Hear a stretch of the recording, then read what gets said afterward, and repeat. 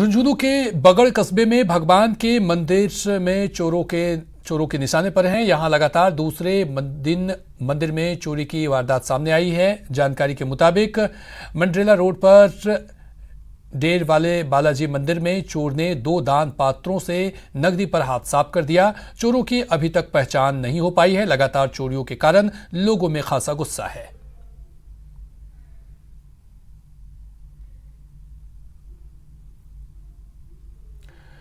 वहीं झुंझुनू के 11 और बदमाशों को जिला बदर किया गया है। अब तक एसपी जेसी शर्मा के प्रयासों से 29 बदमाशों को जिला बदर किया जा चुका है। वहीं एसपी जेसी शर्मा ने बताया कि अब जिन 11 बदमाशों को जिला बदर किया गया है, सभी को 10, 15 और 30 दिन के लिए जिला बदर किया गया है, जिनमें राजस्थान गुंडा नियंत्रण अधिनियम 1975 की एक धारा के तहत निर्धारित दिवस तक थाना क्षेत्र और जिले की संपूर्ण सीमा क्षेत्र से निष्कासन किया गया है। पुलिस द्वारा पेश किए गए 5 बदमाशों के खिलाफ गुंडा एक्ट के तहत जिला बदर की कार्रवाई ट्रैप कर दी गई है। एसपी जेसी शर्मा ने बताया कि इस साल उनके द्वारा जिला मजिस्ट्रेट के पास 21 बदमाशों के नाम और भेजे गए हैं, जिन पर गुंडा एक्ट के तहत जिला बदर की कार्रवाई करवाने की मांग की गई है।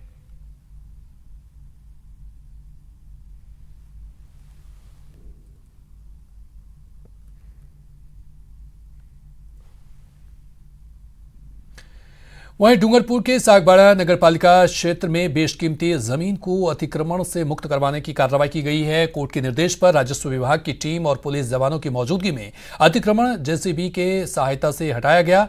बता दें कि गामठवाड़ा क्षेत्र में कडाना विभाग की बेशकीमती भूमि पर 67 परिवारों ने अतिक्रमण कर रखा था।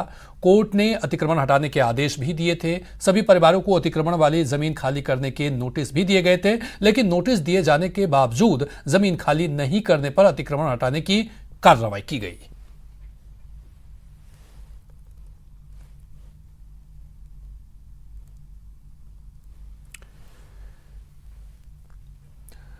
उधर इंडियन मेडिकल एसोसिएशन के आह्वान पर आज रेजिडेंट डॉक्टर्स ने कार्य बहिष्कार किया है। हालांकि प्रदेश में सेवारत चिकित्सकों ने कार्य बहिष्कार से खुद को अलग रखा, लेकिन विरोध का समर्थन भी किया। आयुर्वेद पीजी डिग्री धारकों को एलोपैथी में 58 प्रकार की सर्जरी देने के फैसले का विरोध पूरे देश में चिकित्सक कर रहे हैं। सवाई मानसिंह मेडिकल कॉलेज से संबद्ध अस्पतालों में Jaipur association of resident doctors की ओर से आज सुबह 9 बजे से 11 बजे तक कार्य बहिष्कार किया गया। रेजिडेंट डॉक्टर्स से बात की हमारे संवाददाता सौरभ गृहस्थी ने। एलोपैथी के खिलाफ देश भर में डॉक्टर्स का विरोध बढ़ता जा रहा है। अब एसएमएस मेडिकल कॉलेज के रेजिडेंट डॉक्टर्स ने कार्य बहिष्कार करने का निर्णय ले लिया और आज से कार्य बहिष्कार शुरू कर दिया। इस वक्त हम एसएमएस मेडिकल कॉलेज के आरडी हॉस्टल पर खड़े हैं और यहाँ पर ये जो जाड के पदाधिकारी वो यहाँ पर मौजूद हैं। उनसे बात करने की कोशिश कर लेते हैं। जाड के महासचिव रविंद्र जी हैं। रविंद्र जी, क्या निर्णय आप लोगों ने लिया है और इसके पीछे कारण क्या है?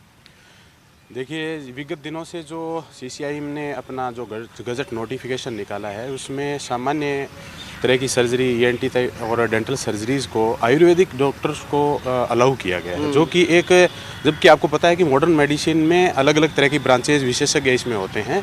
तो इस तरह का ये जो कदम है, ये बिल्कुल मिक्सोपैथी को बढ़ावा देने वाला है और एक जन स्वास्थ्य के साथ जो खिलवाड़ करने वाला है। तो सरकार ने सोच विचार कर ये निर्णय लिया होगा, फिर आप लोगों का विरोध किस बात को लेकर है? नहीं, हमारा यही इसी बात के लिए विरोध है कि ये जो मिक्सोपैथी है, जो अलग अलग पद्धति में जन्म जिसने लिया है, जो अलग अलग चिकित्सा पद्धतियां हैं, ये अगर मिक्स हो जाएंगी तो किसी भी ये एक जन सामान्य के जो स्वास्थ्य है उसके साथ खिलवाड़ करने वाला है।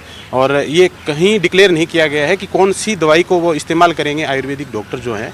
तो ये कन्फ्यूज़न में और एक जो झोलाछाप पद्धति जो पहले से चली आ रही है, उसको सीधा बढ़ावा मिलने की संभावना है और जन स्वास्थ्य के लिए गंभीर साबित होने की संभावना। आप लोगों ने आज कार्य बहिष्कार किया है या फिर आगे और भी इसका आंदोलन का रूप जो है वो तेज किया जाएगा? देखिए, आईएमए के आह्वान पर आज हमने 2 घंटे का कार्य बहिष्कार उनके समर्थन में किया है और अगर इस संबंध में कोई सरकार अपना कदम नहीं उठाती है और आईएमए या हमारा सारे चिकित्सक संगठन अगर आह्वान करते हैं, तो हम उनका साथ पुरजोर समर्थन करेंगे और किसी भी हद तक उनका समर्थन करने के लिए तैयार हैं।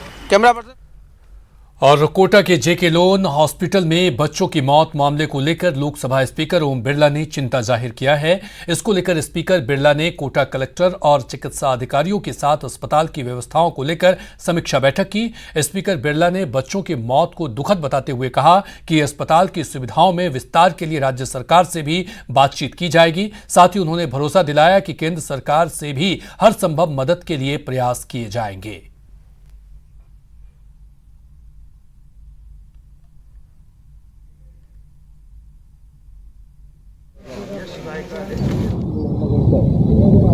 एक दुखद घटना है, व्यक्ति शायद उससे भी दुखी करते हैं और उनके लिए परिवार के लिए तो बहुत बड़ा दुख होता है।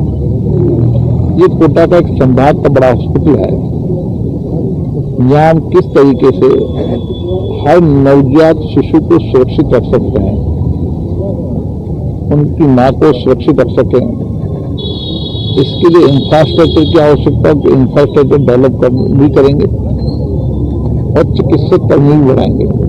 इसके लिए मैंने पूर्व में भी राज्य सरकार से आग्रह किया था, केंद्र सरकार से भी आग्रह किया है। स्मार्ट सिटी के तहत 33 करोड़ का काम भी यहाँ शुरू हुआ है।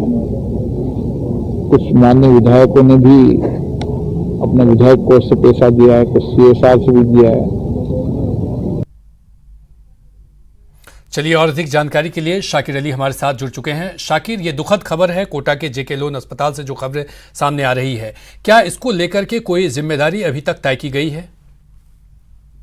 जी देखिए, ये जिस तरह से पिछले 48 घंटे में 9 नवजातों की मौत का मामला सामने आया था, उसके बाद से लगातार इस पर जो है चिकित्सा मंत्री का भी जो है जांच कमेटी गठित करने की बात सामने आई है। उनके द्वारा विदेश मंत्री शांति धारीवाल ने भी जो निर्देश दिया था, तो कलेक्टर और संभागीय आयुक्त ने अस्पताल का दौरा करके व्यवस्थाओं को देखा था। और ये जो 9 बच्चों की मौत का कारण जो अस्पताल प्रशासन की ओर से बताया गया है, उस पर भी जो है लगातार जो है बात की जा रही है, सवाल खड़े हो रहे हैं। लोकसभा स्पीकर ओम बिरला आज कोटा में है और उन्होंने सुबह से ही इस पूरे मामले पर चिंता भी जाहिर की। और उसके बाद अभी कुछ देर पहले ही जिला कलेक्टर और अस्पताल के अधीक्षक के साथ ही मेडिकल कॉलेज के प्राचार्य डॉक्टर विजय सरदाना के साथ में समीक्षा बैठक की, वहाँ की तैयारियों के बारे में पूछा और उन्होंने साफ तौर पर निर्देश दिए हैं कि अस्पताल में संसाधनों की कोई कमी ना हो, इसको लेकर के पुख्ता इंतजाम किए जाए। क्योंकि शिकायत ये आ रही है कि वहाँ पर जो उपकरण खराब हो जाते हैं, उसके बाद वो दुरुस्त नहीं हो पाते हैं और उसी की वजह से जो है कई सारी परेशानियां रोगियों को होती है, प्रसूताओं को होती है। फिलहाल जो है लगातार, क्योंकि अब ये मामला पूरी तरह से सुर्खियों में है, ऐसे में जो है सब तरफ से जो जिला प्रशासन ने भी जो है आज से एक और व्यवस्था अस्पताल में शुरू की है कि रात के वक्त में भी जो है सीनियर डॉक्टर्स जो है वार्डों का दौरा करेंगे, ताकि कहीं कोई खामी नजर आए तो स्थानीय स्टाफ को जो है सचेत किया जा सके, उनको अगर कमी नजर आए तो उनको निर्देश देकर के उसको दुरुस्त करवाया जा सके।